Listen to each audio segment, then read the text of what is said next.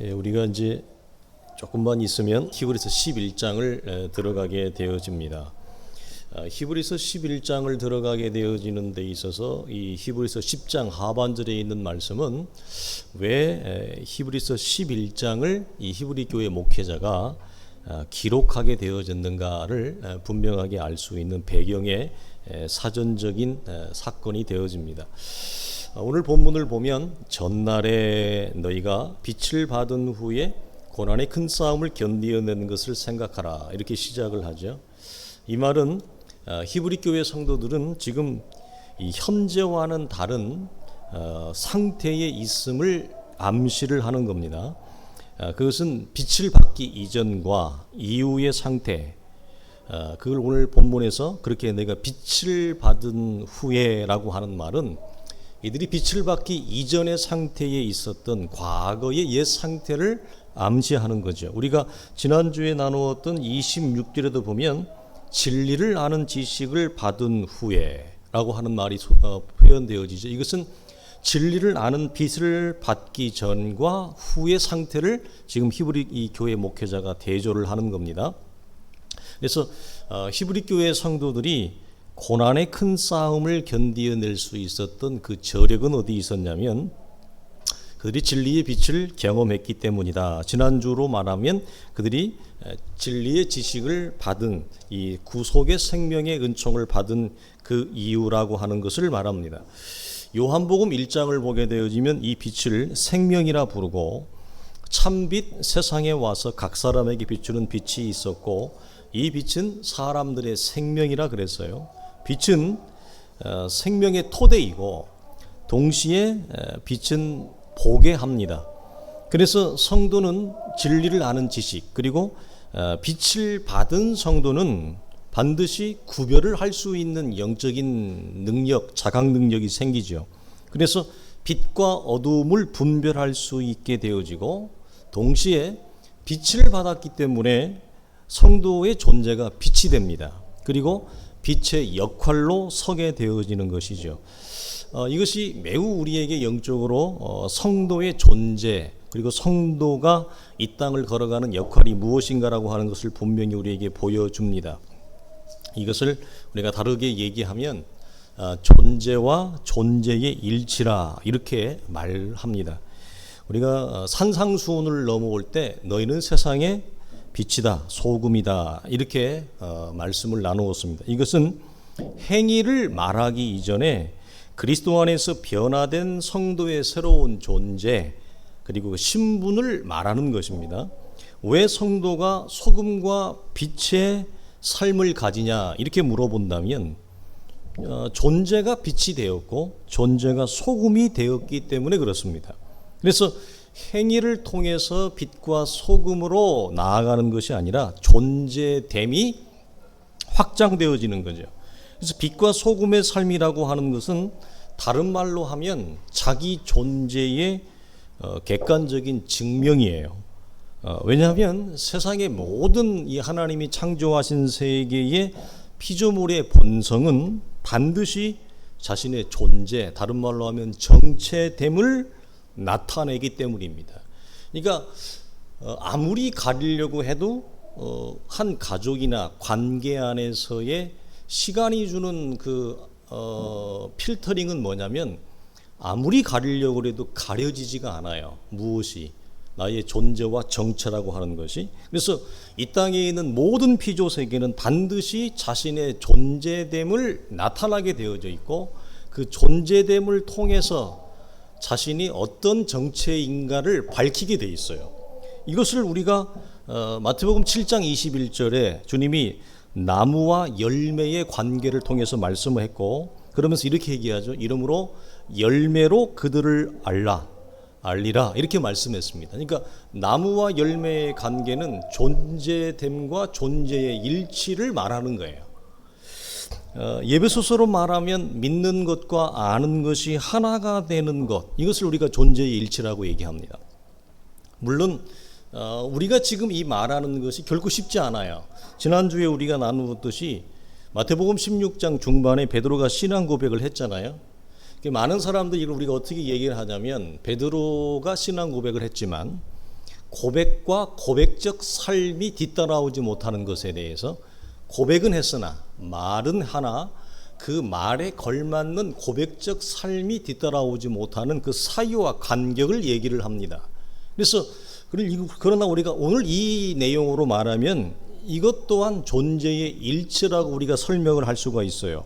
그러니까 신앙 고백을 했지만 책망을 받게 되어지는 이유는 베드로는 이제 빛과 소금이라고 하는 존재가 되어졌으나 그 존재가 아직 매우 심약하고 연약하고 미성숙하여 자신이 말한 존재의 열매, 존재의 정체성을 드러낼 만한큼의 성장이 없는 거죠. 그러니까 하나님과의 관계에서 그렇다고 하는 것입니다. 그러나 놓치지 말 것은 미성숙하지만 빛입니다. 미성숙하지만 소금이라고 하는 사실. 그러나 분명히 그 존재의 일치됨의 간격은 반드시 있죠. 그래서 이 존재가 존재의 일치를 이루는 데는 평생 걸립니다. 하나님 앞에 갈 때까지 평생 걸린다고 하는 거죠. 결국 우리 히브리 교회의 성도들은 진리를 아는 큰 빛을 경험한 덕택에 고난에 오늘 이 사도는 이 목회자는 뭐라고 얘기하냐면 큰 싸움을 견디어냈다 이렇게 얘기를 해요. 그러니까 뭐 작은 싸움이 아니고 굉장히 큰 싸움을 견디어낸 것이라고 얘기를 합니다. 이것은 마치 우리 교회의 상황과도 매우 흡사한 걸음이에요. 그러니까 우리가 주목할 것은 지금 이 히브리 교회 목회자는 과거의 고난을 얘기하는 게 아닙니다. 지금 과거의 고난은 이들이 진리를 아는 그 빛을 경험한 그 덕택에 큰 고난을 넘어왔다는 거예요. 견디어내고 여기까지 왔는데 문제는 뭐냐면 고난이 또 온 거예요. 고난이 한 번만 있고 지나가면은 다시는 안 오면 너무 좋겠는데 초대교회의 상황이 고난 없이 예수를 믿을 수 있는 상황이 아니었거든요. 생명을 놓아야 되는 경우도 많았고 그래서 또다시 고난이 찾아온 겁니다. 과거의 고난이 아니라 현재의 고난을 지금 언급을 하는 거예요. 그러면서 너희가 과거의 고난도 이처럼 잘 견디어냈으니 지금 현재의 고난도 넘어서라. 현재의 고난도 극복해내거라. 이 말씀을 하는 겁니다. 그런데 이 말씀을 하는 이유는 뭘까요? 그게 잘 안 되더라는 거죠. 성도들이 또다시 고난이 찾아오자 흔들리는 거예요. 그리고 자기들이 믿고 있는 신앙을 포기하려고 하는 영적인 조짐이 보여요. 그래서 이 히브리 교회 목회자가 너희가 과거에 하나님의 진리를 아는 빛, 그 빛을 경험한 후에 그 큰 고난도 너희가 극복했지 않느냐. 그러니 지금 있는 고난도 넘어설 수 있다. 이렇게 얘기하면서 그것을 생각하고 기억하라는 권면을 하는 겁니다. 그러면서 33절과 34절 두 구절에는 그들이 겪었던 고난의 종류와 형태에 대해서 다시 한번 불러일으켜요. 첫 번째는 뭐냐면 사람들에게 구경거리가 되어지는 비방과 조롱을 겪었다라고 하나. 이것은 어느 시대든지 특히 초대교회에 예수 믿는 사람들이 겪는 첫 번째 이 고난입니다. 이 고난의 거의 입문 단계인데 초대교회는 이 성도들의 믿음을 포기시키기 위해서 이 박해자들은 이들을 광장으로 이렇게 물로 모아서 공개적으로 이들을 조롱하고 심판을 했습니다. 그래서 그리스도도 우리가 알다시피 종교 지도자들과 군중들에게 공개적으로 비방과 조롱을 당한 것과 매우 연관되어져 있어요. 그래서 주님은 복음서에 미리 이렇게 말씀을 했습니다. 세상이 너희를 싫어하면 너희를 싫어함이 아니라 곧 나를 미워하고 싫어함이라. 그러면서 나를 따를 자들이 당할 고난에 대하여 주님이 미리 언급을 하셨어요. 그와 마찬가지로 주님이 부활하시고 난 이후에 승천하시고 초대교회가 형성이 되어졌는데 예수를 믿는다는 이유로 그들은 영문 밖에 끌려나가 그리스도께서 고난과 고초를 당하며 조롱을 당했던 것처럼 광장으로 그들을 몰아서 공개적으로 박해자들은 예수 믿는 자들을 조롱하고 그들을 힐난하고 모욕을 주었습니다. 이것은 그리스도의 고난과 매우 밀접한 관계가 있어요. 그래서 어느 시대든지 심지어 오늘날에도 물론 초대교회 같은 그런 공식적인 박해를 할 수는 없지만 믿지 않는 자들에게 믿는다는 이유로 조롱과 비방을 듣는 것은 오늘 우리 시대에도 얼마든지 있고, 한 가족 안에서도 예수를 안 믿는 가족들에게 예수를 믿는다라고 하는 이유로 한 가족이지만 조롱과 비난을 당하는 경우도 왕왕 있습니다. 그래서 성도들은 두려워합니다. 어떤 분들은 사회생활하면서 뭐가 두렵느냐? 자신이 그리스도라고 하는 사실이 밝혀지는 것을 꺼려합니다. 저도 적지 않게 직장 생활을 했습니다만 그분이 그 과장님이 교회 다니는지는 죽어도 몰랐죠. 퇴직할 때 알았죠. 퇴직할 때 밝히시더라고요. 깜짝 놀랐어요. 그래서 저는 처음부터 제 이 신분이 전도사라고 하는 걸 밝히고 들어갔기 때문에 회사에. 그러니까 더 술 먹이려고 하대요. 전도사라고 밝히니까 더 노래방 데려가려고 그러고, 더 술 먹이려고 그러고, 더 뭐 가라오케인지 뭔 께인지 뭐 데리고 가려고 하고, 그 회식이 오는 걸 저는 되게 그래서 스트레스를 많이 받았던 걸 기억을 합니다. 그래서 자신이 그리스도라고 하는 사실을 밝히기를 꺼려합니다. 두려워하죠. 이것 또한 그 고난의 종류 가운데 첫 번째입니다. 두 번째는 뭐냐면 이런 형편에 있는 자들과 그들이 사귀는 자가 되었다, 이 표현이 나오는데 이것은 매우 놀라운 표현이에요. 이것은 뭐냐면 공개적으로 예수 믿는 것을 포기하라고 하는 종용과 비방을 당한 성도들은 그걸로 그치지 아니하고 항상 감옥에 투옥을 하죠. 집어넣습니다. 이때 그 믿음의 지체가 감옥에 투옥된 사실을 바라보며 교회 공동체 안에서 어떤 자들이 자원하여 그들과 사귀는 자가 된다라고 하는 표현입니다. 사귄다는 말은 무슨 말이냐면 투옥된 성도들이 믿음을 포기하고 신앙을 놓는 것에 대한 그 돌봄과 그리고 그들의 깊은 영적인 좌절과 절망을, 그들의 형편을 깊이 공감하여 그들이 함께 감옥에 들어가는 것입니다. 믿음의 지체들이. 그래서 감옥에 함께 들어가서 그들과 함께 벗이 되어주는 것, 친구가 되어주는 것, 이것을 뭐라고 얘기하냐면 그들과 사귀는 자가 되었다. 그들의 형편을 깊이 살피고 이렇게 얘기하는 거예요. 그래서 고난당하는 지체의 친구가 되어주기 위하여 그를 혼자 두지 아니하고 같이 그 처지 속에 자기가 들어가는 것입니다. 이게 놀라운 거죠. 엄밀히 말하면 같이 예수를 믿지만 개인적인 내가 당하는 고통이 아니잖아요. 얼마든지 외면할 수 있고 모른 채 할 수 있잖아요. 그럼에도 불구하고 그리스도의 몸된 이 한 지체된 관계성으로 인해서 그들의 고통을 깊이 공감하고 그 형편을 함께 살피면서 그들이 함께 감옥의 자리에 투옥되어지는 것. 우리가 사도 바울도 마찬가지입니다만 사도 바울과 함께 일평생 복음을 전했던 사람들 주변에 평신도들이 있습니다. 바울이 투옥될 때 그들도 함께 들어갑니다. 놀라운 거죠. 이게 이제 초대교회와 오늘 현대교회의 어떤 영적인 갭이에요. 그리고 에베소 교회 장로들은 바울에게 자신의 눈을 내어주기를 할 만큼, 오늘날로 얘기하면 장기이식이죠. 하도 사도가 이 병주머니가 돼서 이것도 아프고 저것도 아프고 사역하는데 하도 장애가 되어지니까 그들이 자신의 장기를 내어주어서 사도를 돌볼 정도의 깊은 영적인 공감, 깊은 영적인 형편의 처지를 살피는 거예요. 이것은 이 땅에서 가장 높은 수준의 성도의 교제입니다. 우리가 보통 성도의 교제를 말할 때 예배 이후에 뭐 식사의 교제, 그다음에 다과의 교제, 말씀의 교제 이런 것들을 풍성하게 나눕니다. 그러나 여기서 사용되어지는 친구가 되어준다라고 하는 말은 코이노니아라고 하는 말을 쓰는데, 코이노니아가 우리가 아는 대로 뭡니까? 교회 공동체가 서로 사도신경에 나오는 커뮤니온 쌍투로라고 하는 성도의 교제를 얘기해요.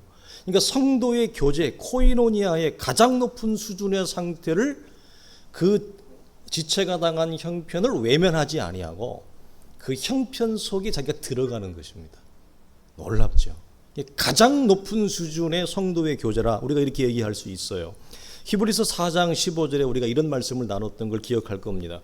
우리에게 있는 대제사장은 우리의 연약함을 동정하지 못하실 리가 아니요 모든 일에 우리와 똑같이 시험을 받으신 이로되 죄만 없다. 이 말씀 여기에서 우리의 그리스도이신 중보자가 우리의 인생의 사람과의 깊은 공감, 사람과의 깊은 아픔을 이 부분에서 우리에게 체휼하신다 이렇게 얘기합니다. 그래서 사람 사랑하심에 대한 주님의 동일한 공감을 고난당하는 자의 친구가 되어줌으로 내가 그것을 뭐죠?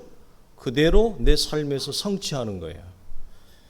이것이 우리가 스스로 자원하여 하나님 나라를 위해 가난을 택하는 원리이기도 합니다.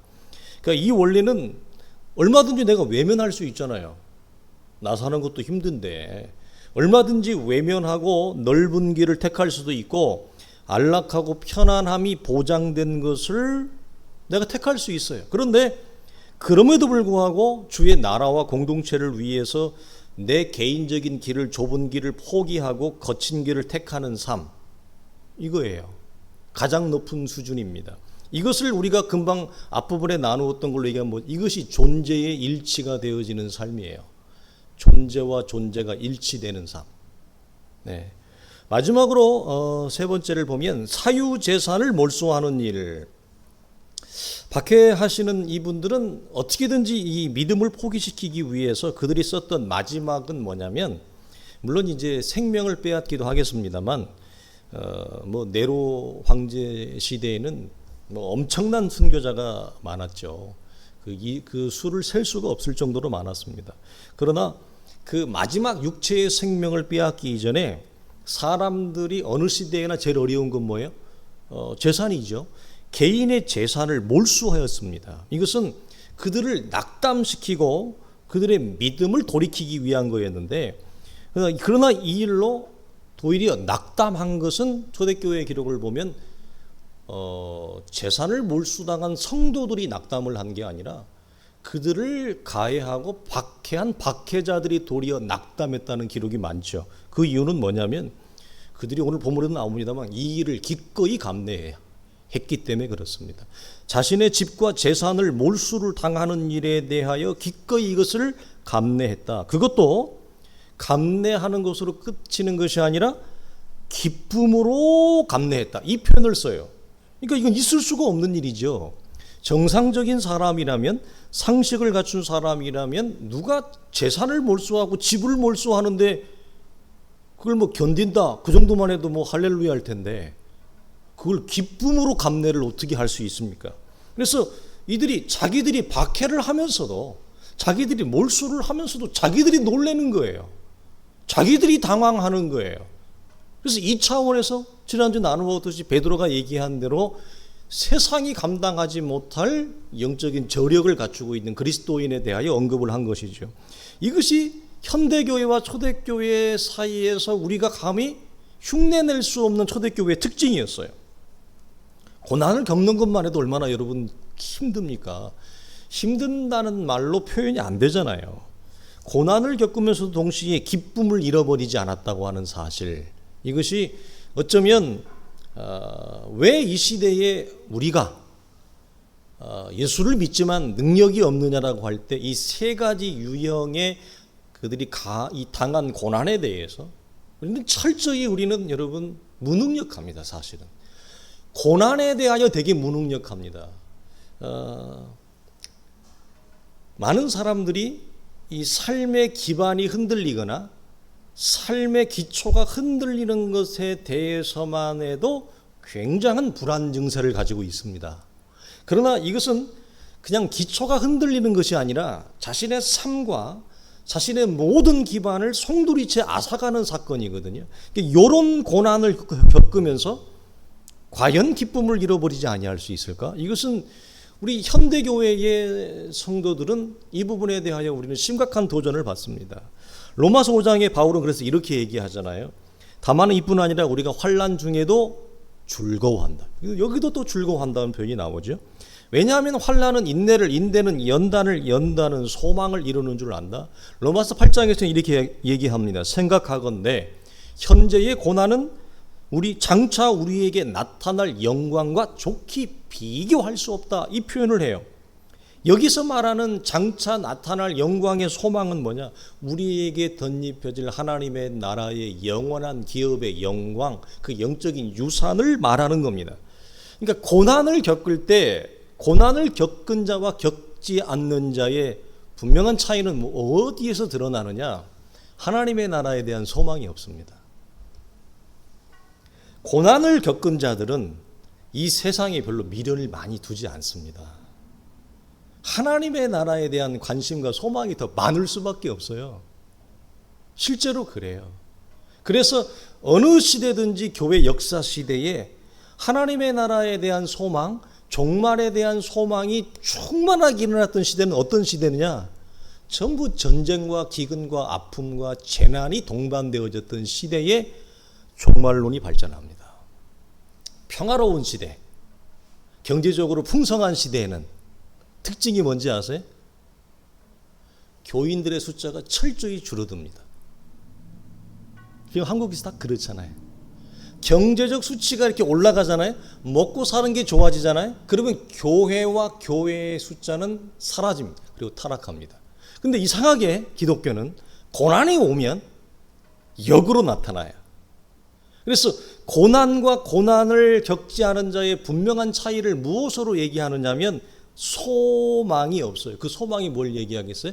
이 땅에서 잘 먹고 잘 사는 소망이 아니라 하나님의 나라의 영광에 이르는, 우리의 신앙의 뱃머리가 그 나라의 항구에 이르는 소망을 가져요.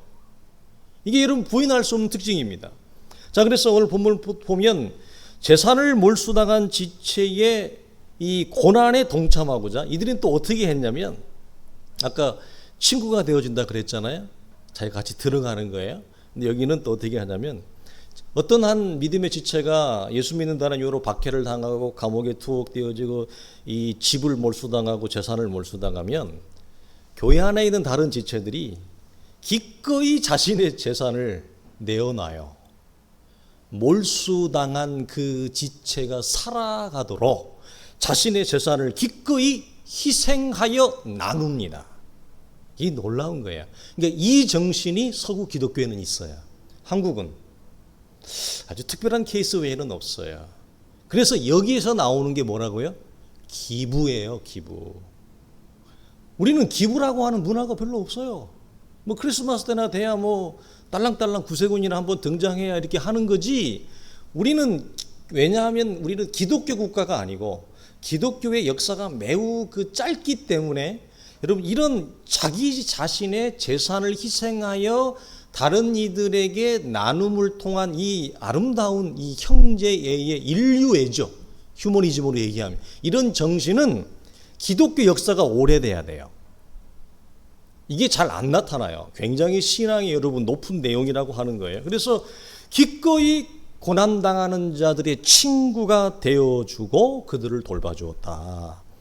이런 믿음의 삶이야말로 형제의 짐을 서로 지어주어 그리스도의 법을 성취하는 삶이죠. 이것 또한 존재와 존재의 일치가 되어지는 삶입니다. 예전에도 말씀드렸습니다만, 우리 하민이 그 영국에서 유치원을 그 세인트 토마스 너서리라고 하는 곳에 들어가는 그를 등록을 했는데, 등록을 하면서 그런 얘기를 해요.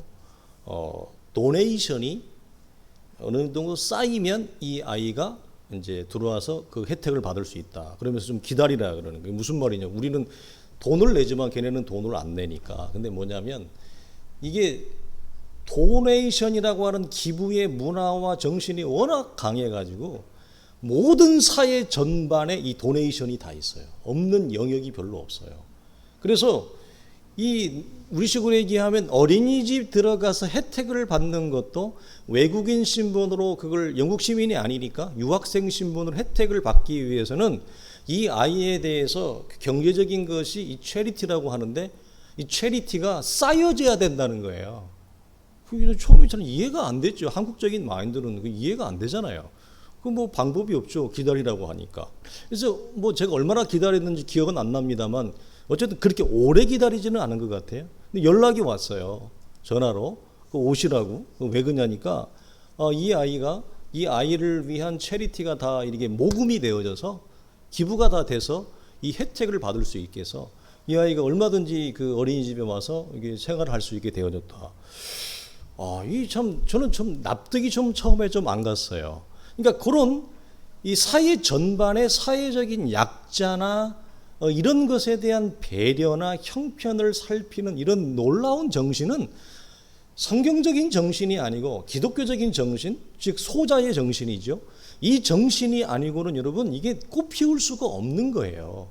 우리는 워낙 그 외세의 침략도 많고 살기 어려웠고 일제를 통해서 찬탄을 받고 그나마 좀 살아나려고 했는데 또 나라가 전쟁이 나서 두동강이 나고 이렇게 정말 헐벗고 굶주리고 이런 깊은 고난 속에 있어서 그런지 몰라도 이제 좀 우리는 먹거리가 해결이 되어졌습니다만 아직도 우리 안에는 깊은 뿌리 깊은 뭐가 있냐면 철저히 이기적이고 자기중심적인 이 모멘텀, 화살표가 밖으로 안 나가요. 이건 예수를 믿으나 안 믿으나 한국이 가지고 있는 처해 있는 시대적 정신에서 우리가 자유로울 수 없어요. 물론 이건 시간이 걸리는 걸로 좀 보겠습니다만 그래도 우리는 우리의 존재가 빛과 소금이 되어졌기 때문에 내가 빛된 소금된 자기증명이 뭐냐?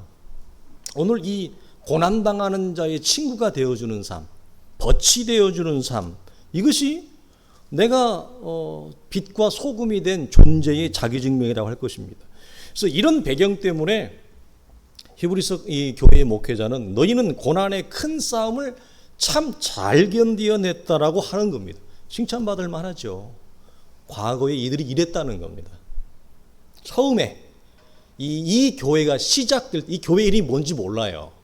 그래서 제가 히브리 교회, 히브리인들, 유대교회에서 개종한 사람들이 모여서 형성된 교회에서 가칭 제가 히브리 교회라고 그냥 편하게 만든 거예요. 가공으로. 그래서 이들이 처음에 교회를 시작할 때 이랬다는 거예요. 이렇게 큰 고난 아닙니까? 엄청나게 큰 고난인데 요걸 믿음의 지체들이 서로 이렇게 등이 되어지고 친구가 되어주고 이들이 서로 돌봐주고 나눔과 희생을 통해서 이 고난을 견디어내고 왔다는 거예요. 박수 받을 만하죠. 진짜 칭찬받을 만한 거 아닙니까? 그런데 그럼에도 불구하고 또 고난이 찾아왔다고 할 때 그들이 흔들리고 있다라고 하는 겁니다. 그러니까 히브리교 목회자는 지금 당하는 환난에서도 물러서지 마라. 과거에 그랬던 것처럼 지금도 고난과 마주하고 뒤에 우리가 오늘은 34절까지 읽었잖아요. 35절에 그래서 뭐라고 나오냐면 그러므로 너희 담대함을 버리지 말라 이렇게 돼 있어요. 우리가 나눴습니다.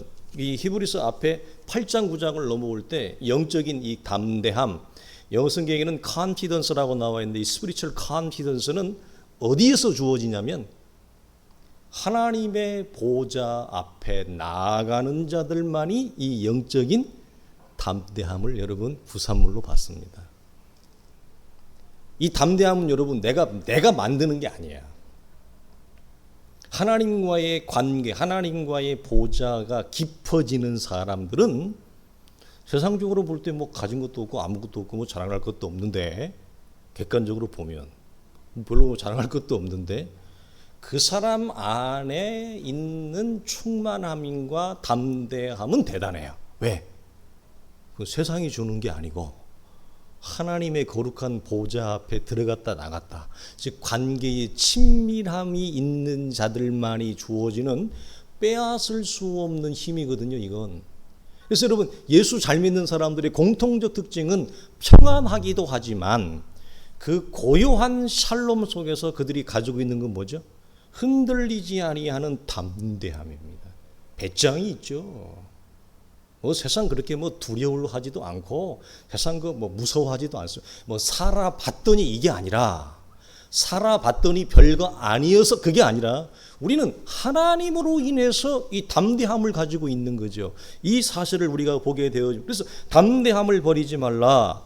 사랑하는 성도들의 말씀을 마치겠습니다. 우리는 고난의 큰 싸움 속에 있습니다. 고난은 누구나 피하고 싶어 하죠.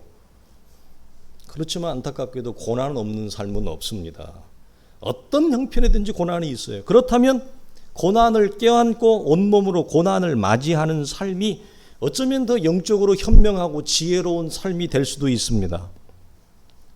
고난은 내가 믿음에 서 있는가를 정확하게 보게 합니다. 고난은 샬롬일 때는 잘 몰라요. 이게 불분명해요.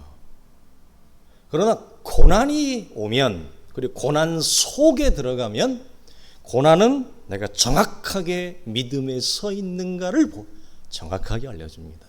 고난은 바로 밑에. 그래서 내가 정말 의지하고 살았던 것이 하나님인지 아니면 세상을 의지하고 살았는지가 드러나요. 그리고 고난을 겪은 성도들은 육체의 시선이 무너집니다. 육체의 시선이 벗겨진다는 얘기죠. 그리고 믿음으로 주어지는 영의 새로운 시선이 내 안에 일어나게 되어져 있어요. 이것을 그래서 육체의 정욕, 육체의 욕심, 육체의 안목과 시선을 십자가와 함께 연합해서 죽고 무너뜨리고 이것을 과거의 옛 시선을 벗기는 것은 뭐죠? 고난밖에 없어요, 사실은. 고난이 아니고도 이걸 벗겨줄 수 있다. 너무 좋죠. 너무 좋죠. 환난이 아니어도, 어려움이 아니어도. 그래서 에레미야 애가를 보면 이런 말씀이 있어요. 하나님은 우리가 고난당하는 거 원하지 않으신대. 하나님의 마음이 아프시다고 그래요. 이스라엘이 고난 속에 들어가는 거, 그 불구덩이 속으로 들어가는 그 처참한 상황을 보고 하나님이 기뻐하시는 게 아니라 내 마음이 찢어진다 그래요. 그런데 그런 내 마음이 찢어질 정도로 하나님이 원하지 아니하는 고난이 왜 우리 속에 주어지느냐? 그래야 육신의 시선이, 육신의 안목이 여러분 벗겨져요. 그리고 영의 새로운 시선과 안목이 우리 안에 일어나기 때문에 그렇습니다. 그래서 우리는 고난을 통해 온전해지고 고난을 통해 참다운 순종, 존재의 일치가 되어지는 삶으로 나아가게 되어지는 것입니다. 욥기 23장 23절 우리가 너무 잘 아는 말씀인데 나의 가는 길을 오직 그가 아시나니 그가 나를 단련하신 후에 내가 정금같이 나오리라. 이 정금이 되어지기 위해서는 부득불 인생의 아픔과 시련이 우리 속에 허락되어지는 것입니다. 오늘 사랑하는 성도들이 이 히브리 교회의 목회자가 이 고난 가운데서 신음하고 있는 자들을 영적으로 격려하고 붙들어주기 위해서 이 말씀을 주신 줄로 믿습니다.